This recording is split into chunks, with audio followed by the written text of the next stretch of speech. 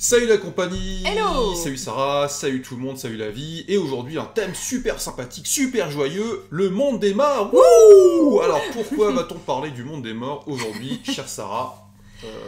Est-ce que c'est le 1er novembre? Pas du tout. Pas du tout, mais on dirait, on est au mois d'avril, on a l'impression qu'on est en plein novembre, c'est génial. Vive la Alors, vie. préparez vos mouchoirs, vos chrysanthèmes et vos cartes de deuil. Non, pas du tout.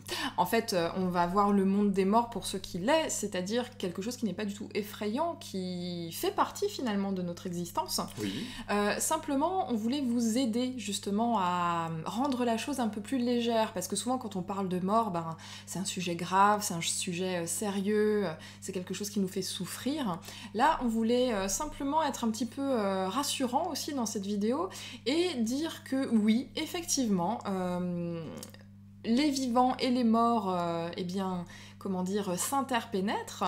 Le monde des vivants et le monde des morts s'interpénètrent, mais par contre, nous ne sommes pas censés, et c'est vraiment le sujet de la vidéo, nous ne sommes pas censés, nous, en tant qu'êtres vivants, entretenir encore des rapports avec les personnes qui nous ont été chères et qui sont aujourd'hui décédées. mais pourquoi? C'est un devoir de mémoire, comme diraient certaines personnes.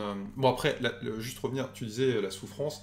La Oui. souffrance, elle est presque inévitable. C'est-à-dire qu'effectivement, il y a une perte d'une personne qui n'est plus là, donc il y a un changement d'habitude, entre parenthèses, et un changement de présence. Donc effectivement, ce deuil est nécessaire. Mais ce que tu disais très justement, c'est d'apporter pas de la légèreté finalement à ce moment, mais d'apporter de la joie en expliquant que finalement, il n'y a aucune rupture de conscience. Déjà, ce qu'il faut comprendre, c'est qu'il n'y a aucune rupture de conscience quand on meurt. C'est-à-dire que si, comme on le dit souvent, si on se prend un astéroïde maintenant dans la tête, concrètement, je vais toujours continuer à penser de la même manière. Sauf que je vais regarder à côté, je vais voir mon corps Capoute. capote, et mais merde, qu'est-ce qui se passe? Quelle est cette personne? Que se passe-t-il? Comment est-ce possible?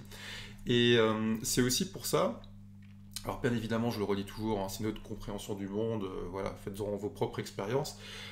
C'est aussi pour ça qu'on parle d'entités, de maisons hantées, entre parenthèses, parce qu'effectivement, il y a des lieux où certaines âmes ne sont pas encore parties, tout simplement. Voilà, tout simplement. Et c'est pas plus grave que ça, et ce Non. ne sont pas des démons qui vont vous dévorer. Ce sont pas des gros méchants qui vous veulent du mal. Alors, il faut savoir que qu'est-ce qui se passe finalement quand on meurt? Idéalement, notre âme quitte notre corps, tout simplement. C'est ce qui fait que nous ne sommes plus en vie, que nous ne sommes plus des êtres vivants. Donc notre âme quitte notre corps, en tout cas dans notre vision des choses, et nous sommes censés aller retourner à la source de toute chose. Dans l'idéal, simplement comme l'expliquait très bien Stéphane avant, lorsque l'on meurt d'un accident ou d'une mort violente ou d'une maladie et qu'on avait peur de mourir, qu'on n'avait pas du tout envie de mourir, notre corps physique meurt, finalement n'est plus habité par la vie, mais notre âme, au lieu de remonter et d'aller à la source comme elle devrait le faire, elle reste ancrée quelque part dans les énergies du monde physique. Et c'est ce qui peut provoquer effectivement des phénomènes comme le fait de sentir la présence d'un être qui nous était cher. Tout d'un coup, il y a un parfum, tout d'un coup, il y a quelque chose qui nous rappelle vraiment cet être qu'on a connu. La pipe de Jean-Marie qui... qu'est-ce qui se passe? Une odeur... Ça sent la pipe soudain. C'est ça. Ou bien, ça nous est déjà arrivé, enfin ça t'est arrivé récemment, de sentir l'odeur des vêtements de la grand-mère qui est décédée, par exemple. C'est exact. Donc on peut avoir ce genre de présence autour de nous. Le souci, c'est que ces présences qui nous veulent du bien, puisque ce sont des gens de notre famille, mais qui malheureusement n'ont plus de corps physique pour pouvoir nous consoler, pour pouvoir nous aider dans nos œuvres terrestres, physiques donc, matérielles, d'une part ils vont pomper notre énergie, parce qu'ils vont se coller à nous, et d'autre part, on va entretenir chez eux un état de tristesse et même de détresse, parce qu'ils verront de dépendance aussi, puisqu'ils verront que malgré le fait qu'ils soient là et qu'ils vous apportent leur présence, ça n'a aucun effet sur vous, et que vous continuez à être malheureux, à être dans le manque de cet être cher. C'est surtout ça en fait, c'est-à-dire que quand on voit beaucoup de personnes qui pleurent effectivement l'être cher, on voit dans d'autres civilisations, on va dire ça comme ça, d'autres cultures, que la mort c'est un instant où c'est la fête en fait. Oui. Alors bien sûr tout le monde pleure au début parce que voilà, on pleure la personne qui est partie, on pleure le manque de présence qu'il va y avoir avec cette personne, mais on est super happy quoi. On est super happy parce qu'on sait que elle va remonter. Alors quelle que soit votre compréhension, votre façon de voir les choses, que vous appelez ça le paradis, que vous appelez ça la source, vous remontez chez Dieu, vous remontez... Où vous voulez. Où vous voulez, en fait, c'est pas ça qui est important. Vous retournez au grand tout. Voilà, c'est que comme on est énergie, ben, on retourne... c'est comme, en fait, on va dire, il y a une batterie, et elle fait un tour de fil électrique, voilà, et ben, la lumière s'éteint, et puis ben, l'électricité n'est pas perdue, elle revient directement dans la batterie, ça tourne, etc., etc., etc. C'est bien résumé. Ouais, c'est cette énergie pour les nous est mécaniciens. prêtée. Pour les mécaniciens, une image pour les mécaniciens, et pour les férus Les de électriciens, bricolage. De bricolage. Bah vas-y, je t'écoute. Je savais pas que je devais enchaîner, du coup. Oui, donc on voulait simplement parler de cette notion d'entretenir des relations avec les personnes qui ne sont plus là et qui nous ont été chères et qui nous manquent, bien évidemment. Il est vrai qu'en Occident, on a tendance un peu à entretenir le truc, c'est-à-dire que, voilà, on perd une personne, plutôt que d'être triste un bon coup pendant le temps qu'il faut pour faire le deuil et ensuite de passer à autre chose, on a plutôt tendance à se dire c'est un boulet qu'on traîne toute notre vie.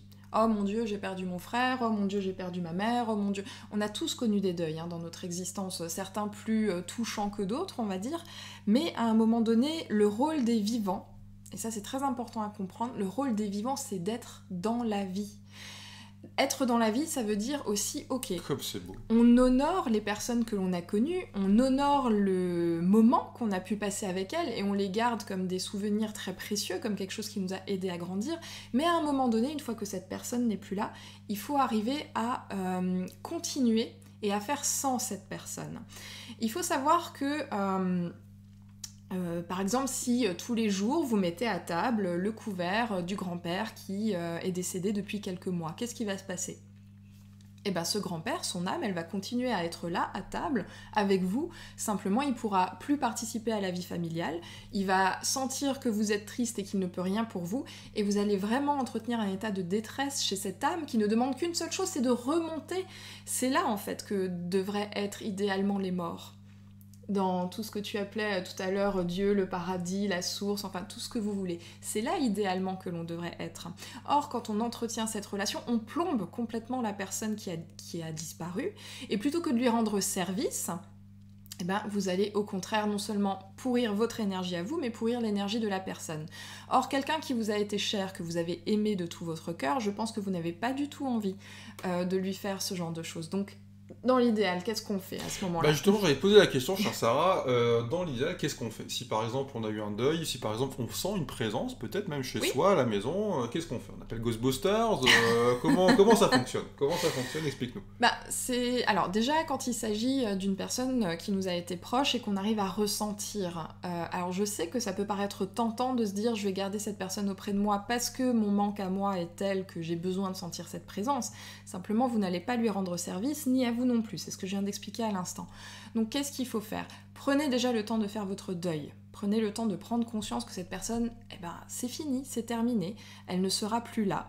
Et rendez-lui ce service, tout simplement dans votre tête, de lui parler en lui disant « J'ai été vraiment absolument éblouie de ta présence dans mon existence et maintenant je te laisse partir tranquillement vers là où tu dois aller. » dans ce monde pour lequel aujourd'hui tu es fait puisque tu n'as plus de corps physique. Et rien que de faire ça, vous allez vous soulager vous-même déjà, vous allez dire au revoir tout simplement, et vous allez soulager la personne dont l'énergie traînait finalement dans le lieu où vous étiez. Et vous allez voir que vous allez vous sentir beaucoup plus léger. Et vous allez rendre un grand service à cette personne qui n'est plus. Bon, on parle souvent de passeur d'âme. Oui. Peut-être que tu veux un peu développer cette notion. Il y a des gens qui sont spécialisés là-dedans. Nous, c'est vrai qu'on fait ça très régulièrement. Très régulièrement. Plus que régulièrement, très régulièrement. Est-ce que c'est donné à certaines personnes de pouvoir le faire ?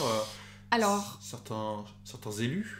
Certains élus. Alors, je ne pense pas qu'il faille des qualités spécifiques pour être un passeur d'âme. Tout le monde peut être passeur d'âme, comme tout le monde peut être magnétiseur. Simplement, il y a des personnes qui sont un peu plus sensibles, on va dire, aux présences qui les entourent, qui sentent vraiment des gens. D'autres qui le sont moins. C'est pas pour autant qu'ils ne peuvent pas passer des âmes comme une autre personne. On peut tous être des passeurs d'âme et faire le petit protocole dont je vous ai parlé avant, c'est-à-dire, ok, je sens ta présence, je sens que tu es là, maintenant, merci d'avoir été ici, mais passe de l'autre côté, va vers là où tu dois aller, là où les gens qui n'ont plus de corps physique sont censés aller. Et tout le monde peut le faire. Il suffit de le penser. On avait fait une vidéo sur la force de la pensée créatrice. Tout ce que vous pensez dans votre tête se produit en fait. Donc vous pouvez tous être des passeurs d'âme à condition de faire ce petit protocole tout simplement dans votre esprit. Je pense à des frites, mais... Si, tu peux aller dans le frigo et te faire tes frites. C'est ça la force de la création de l'esprit. J'avais pas compris le principe. Ok, d'accord. Vous pouvez vraiment faire ce travail et vous verrez que vous allez soulager les lieux de vie dans lesquels vous évoluez. Ça peut être aussi le cas si maintenant vous êtes dans un endroit hanté, entre guillemets, parce que bon, les fantômes, finalement c'est ça, c'est ces âmes qui n'ont pas pu remonter. Si vous êtes dans un lieu où il y a encore des personnes qui étaient censées aller vers l'au-delà mais qui n'y sont pas allées, faites ce petit protocole. Ok, vous étiez là, merci d'avoir habité dans ce lieu. À présent, vous êtes libre d'aller vers la lumière, vers là où vous devez aller en tant qu'être qui n'a plus de corps physique. Tout simplement. Et si toutefois le problème devait persister et que ça devenait gênant et envahissant pour vous, vous nous faites signe et puis on pourra faire ça à distance aussi. Je pense que la messe est dite. La messe est dite. Amen. Je pense que la messe est dite, on vous embrasse. On vous remercie de... À moins que tu veuilles rajouter encore quelque chose. Ah, pas du tout. Je pense qu'on a fait le tour de la question. Pour résumer, n'entretenez pas de rapport inutile avec les personnes qui sont décédées. Laissez-les aller où elles doivent aller et vous vous en porterez beaucoup mieux. Et vivez, soyez heureux. Voilà, soyez heureux et vivants. Allez, ciao. C'est la compagnie.